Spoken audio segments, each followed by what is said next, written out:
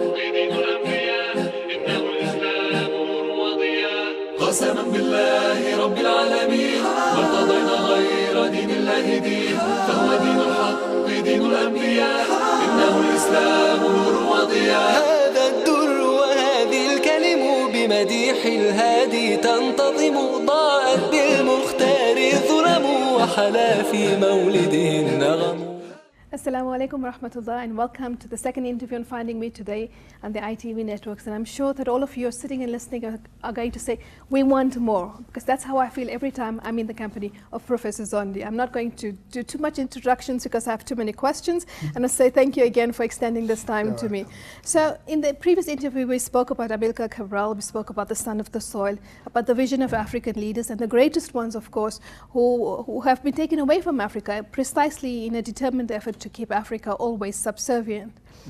But now that we know this, we know these facts, we know these knowledges, we are beginning to expose ourselves to these readings. Surely there must be a way that we're going to lift ourselves up, that we're going to make a difference, and we're going to move forward. But in my mind, perhaps, I think there's two very great challenges. One, still in terms of the political system and the political authority that controls much of Africa. And secondly, the reluctance to decolonize education. From your readings, what do you make of these two particular challenges? The problem is that we're a globalized world. And because we're a globalized world, what you see on the African continent is an expression of the global. And Africa was meant to be like this. Actually Africa has become what the modern colonial system wanted it to be. What they designed for Africa. It is designed this way. The idea of nation states, the fact that you have a Malawi, you have a Tanzania, you have a Burundi, you have a Madagascar, and so on and so on, was the design of it, and it is part of the problem. Fundamentally, the way we organize political power is part of the problem. The way in which we form governments is not how we were supposed to form governments according to our way of things. But we inherited it, and it is brutal. It is domineering, and it is waste of money and waste of effort. Because, as Amilcar Cabral says, you implement policies that you have not thought about, but yet you hope that they will solve your problem.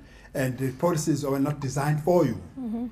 And because the system lies and says it's an international best practice, when actually there's no place called international. International sometimes is often in our mainstream discourse is a metaphor for Western. And therefore, if it is Western best practice, it doesn't follow that it will then work in a non-Western society. But what I know it will do is that it will keep you busy doing something, even if that will not result in anything, which is why you have these education systems that are modeled on the Cambridge or in Oxford or an American or a Harvard or any of those systems. And because we've been told they are the best, but best as a word must be related to a place. Best where? That they're best in America does not actually mean that it will be best for us. We don't have to reject it because it's American, but if you are thinking about what is good for your area. Now we've spent a lot of time, a lot of money implementing the American model of education or the British model of education or the Belgian model of education, and it doesn't work for us because we are not British. And for that reason, there's an African proverb which says, borrowed water don't quench your thirst. And therefore, borrowed education system will not meet your need. That's guaranteed. Because it won't train people that are fit for your problems. It will train people that are fit for the British problem. And therefore, you have dislocated people. People who are trained to solve the British problem who are now in Malawi. And therefore, these people work at problems and never solve them. And similarly, these are people who are trained to admire this colonial inherited system. And when you talk decolonization, they think it means robbing me of this precious thing I've come to have. But they also think it's inferior, isn't it? It is. It's that mindset, because it's a Europhilia, an obsession with that which is white and European is always better. And if you suggest something else, then it's inferior, it's less, because it does not come from that particular. They can train all their lives to move away from Africanness into Westernness, because that's what civilization and education means. Yes. That has been planted in their mind. Now you are saying decolonize and come back to yourself, but this person has already been taught to hate himself. Yes. We are saying he must come back to the shell that he hates. You create a serious dilemma for them, because he hates himself, must come back to the self that he hates. And those people cannot be engaged in the process of undoing the legacy of colonialism. And when you say they hate themselves, they hate their own blackness as well. Is that part Oh, of it yes. as well? And that's why Biko's whole idea of black consciousness was so important. Yes. And Afro-optimism and things like that is to reverse these kinds of conditions that They've been control. taught Africa is something to laugh at, and you are saying they must be proud of Africa. Which is why when President Thabo Mbeki issued that speech, I am an African. I am an African. Yeah. It was one of the most profound statements to do. Though saying I am an African is supposed to be an obvious thing. It's like saying I'm a European. It's an obvious thing. But in a situation where being African has been vilified all along, just to say I am African is to embrace that which has been vilified. Yes. And therefore it is It's a radical. powerful statement. Yes, It's a right. radical thing. Now, these people can't be engaged in the process of undoing the legacy of colonialism because they've been educated in order to affirm the colonial. Okay. And that's the problem, including the political leaders who've been taught that the way to do it is the Western way. Have a government which has an executive, which has parliament, and which has a legislature, and this government must have a president, and it must be trying to deploy the thing called democracy. When you say they must think outside this, they feel they lose everything they've been, and therefore they will do everything to protect a white man's heritage, the thing they inherited. And that's why we have a Mugabe for so many years in power, and we have this reluctance to step down when you have to step down, etc. And so you begin to see how the different pieces of the puzzle fit into place. But now let's bring this to South Africa. We have the same kind of behavior that is manifesting in South Africa, same kind of mindset. And yet, you know, you say, but this is a black government. They've been through the struggle. They know about apartheid. You know, they've gone all over. They've shared with the liberation movements. They said, why are they doing this? Like, why are you doing this? Like, how do you respond? Few people now dispute the fact that the African National Congress and liberation movements were not ready to govern in '94. Now it's very obvious. Because had they been ready, they would have had a vision. What Cabral Beyond spoke that about. vision. They would have had a theory about how to change the situation. How are they going to turn the education around? How are they going to change the architecture around? So that you can see that it's different from before '94. How they're going to transform the economy. How they're going to, all of that. They don't have a theory of all of that. Instead, they inherit and borrow from the West the strategies to undo the West. It's terrible. I mean, how can you ask a criminal, how can you get from a criminal the strategies to chuck him out of your house? It's an anomaly. And we also know that, we now know that though Fanon, Cabral, and many others wrote almost 60 years ago about very basic things like you will divide yourself, you will be factionalist, you will only perpetuate what is there and only rename it. What was Department of Native Affairs become Department of Home Affairs. You just rename it and all those kind of things. We knew that 60 years ago. But we still do it as they said, we anticipated it 60 years ago, which means it's clear we didn't read. We haven't learned from what Nkrumah said in the 1950s, the 1960s, Amilcar Cabral in the 1960s, and Frantz Fanon. It's a tragedy that we have not read. We have not read what was written then, and we have also not read from their mistake. We're repeating the mistakes they've made 60 years down the line. That means we're not ready to govern. And if we're not, Definitely not ready to but govern. if we're not ready to govern, then do we still stay in a state of enslavement? Yes, because we're only ready to perpetuate what the system is. And one of the most confusing things, even if you take Mugabe, one of the confusing things is that the rhetoric is radical, but the behavior is conservative. Yes, it still maintains the status quo. Yes, that you would talk about, for example, the ANC talk about radical transformation of the economy, but the Rupert family continues to control that huge percentage of the economy, just one family. Yes. But they say the radical transformation of the economy. But they want to say they will do it by asking Rupert if he would kindly how we to do it. Yes. You know, ask Rupert and the people hired by Rupert how to remove you, how to weaken you, and stuff. Yeah. Then you realize we're not ready to You're cover. not ready to go. We have to go to a break. When we come back, we're going to raise this whole thing of South Africa and the whole notion of an international theory in terms of decolonization. We'll see you after the break. بمديح الهادي تنتظم ضاءت بالمختار الظلم وحلا في مولده النغم بمديح الهادي تنتظم ضاءت بالمختار الظلم وحلا في مولده النغم.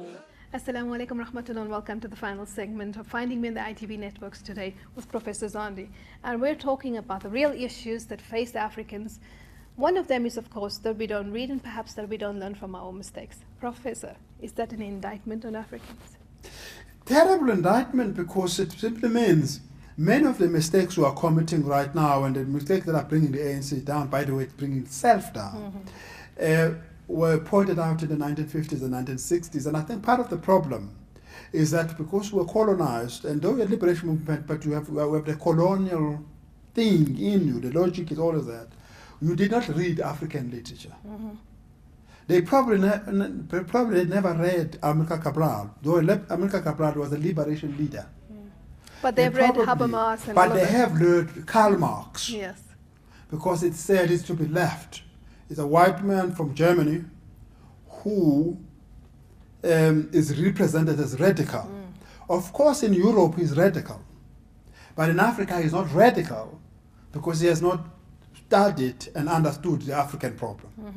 So the ones that study and look at African problems from Leo Africanus, for example, who studied the African problem of the ancient ages in North Africa, to Amilcar Cabral, who studies the challenges of Africa in transition and what mistakes we could make, to Thomas Sankara, who studied how the international system has managed us, and if we don't respond to it, we will never achieve at home what we cannot achieve internationally.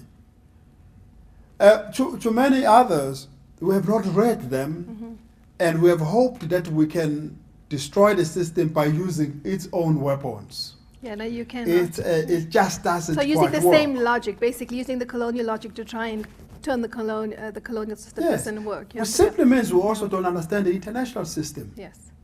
where the system is located. And in my lecture, I use the metaphor of the devilfish in Egyptian waters, which was a metaphor used by people of North America describing Britain, that Britain is not here in North America, in the US. It is somewhere, its ships are in the Suez Canal, but we feel the impact of it so far away. How does it do it? It is because it is like a devilfish, which is the word they use for the octopus. That the octopus may have its body here, but its hands can travel to a far off area and cause torment to you. But the tricky about it is that the head of an octopus is smiling at you, but its arms are tormenting you behind you, which is how the system works today. The system calls us friends. We're now supposed to be called international friends. These are international cooperating partners. Good no longer call them citizens, partners. yeah. And then we're friends. We're maintaining friendly relationships. And the US is a friend of Africa and all of those kind of things. It's able to do that in its face to deceive us while its arms are tormenting us. It's the operations of international systems that the people who've been given the responsibility to lead us and lead us through these things have not understood, in my view. Are we ready for a change? When I say change, I mean, in terms of age, letting in the younger generation come in, those who are querying, those who are interrogating, those who are asking the questions. Is it time for South Africa and for Africa, to allow for a new generation of thinkers to come in? It is impossible for us to change anything, as Amilcar Cabral and Frantz Fanon agree, until we give birth to a new man. When we need a new human being, we need a new African. And the current African is colonial. And this African needs to birth themselves.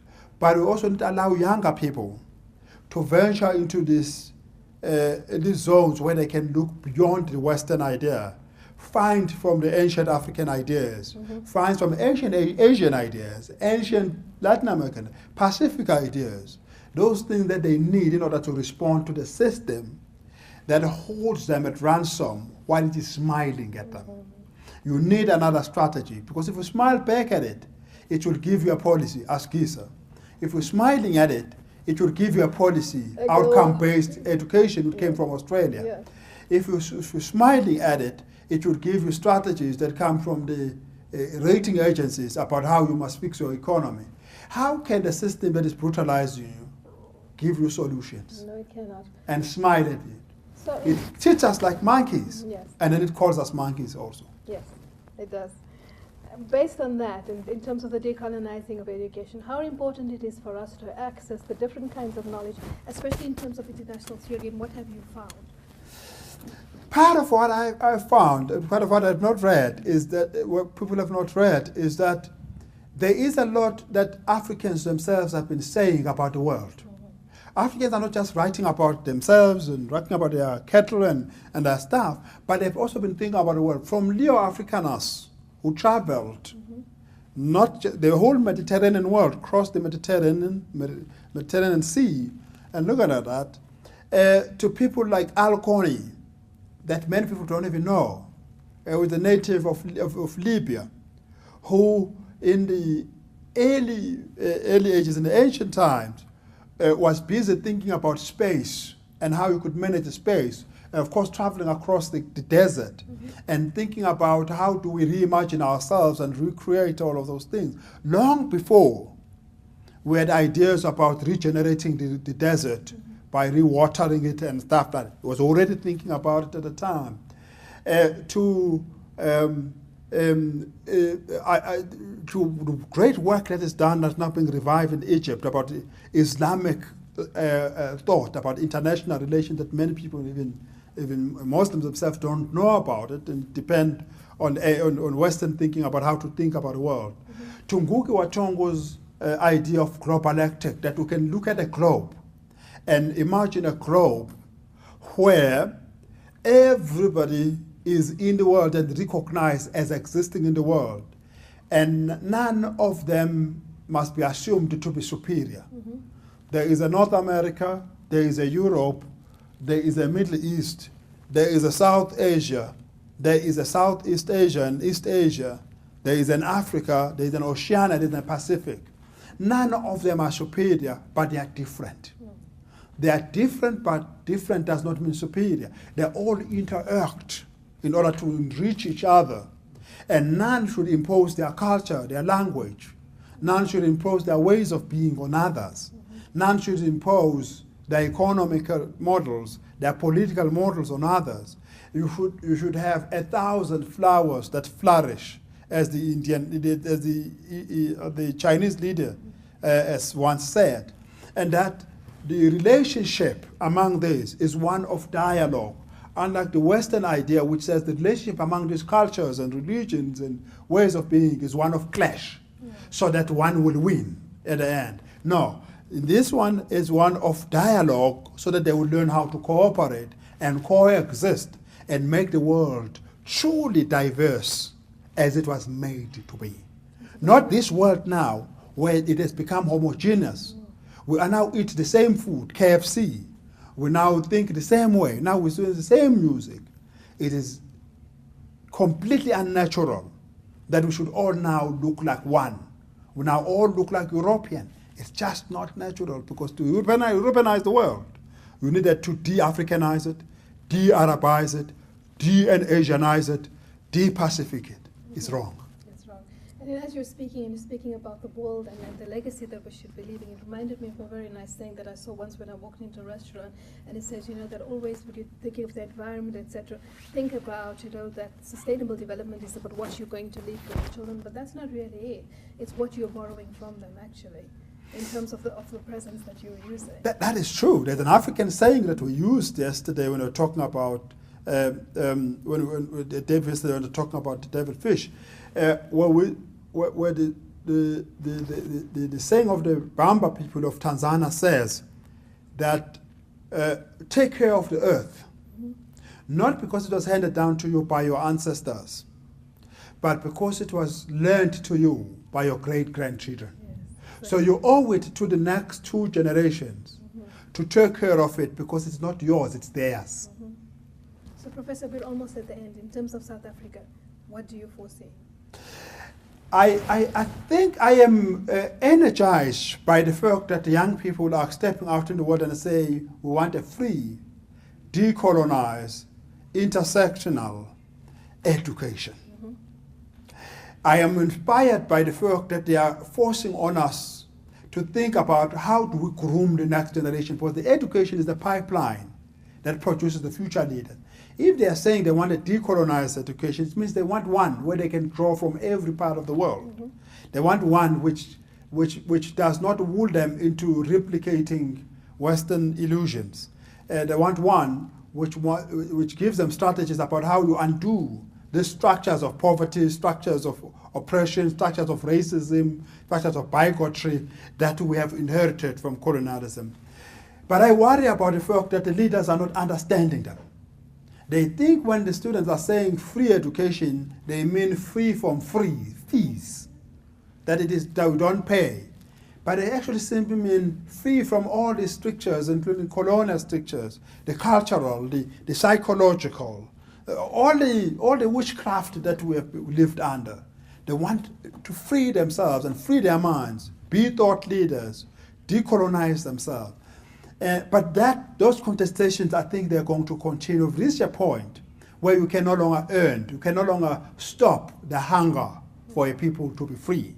And I have great hope in the young people who are calling for this, and in the others like ourselves who are helping this process by thinking through it and say, what exactly could we do? How do we start this process in very small little things? And I just hope that people out there who understand the need for humans to leave the world better than they found it, for them to do that also by decolonizing it, because we found it colonial. We must leave this world decolonial.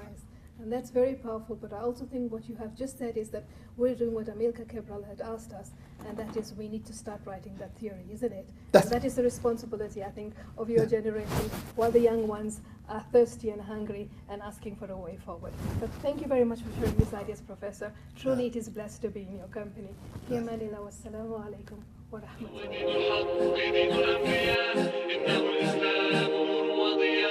قسما بالله رب العالمين وارتضينا غير دين الله دين فهو دين الحق دين الأنبياء إنه الإسلام نور وضياء هذا الدر وهذه الكلم بمديح الهادي تنطق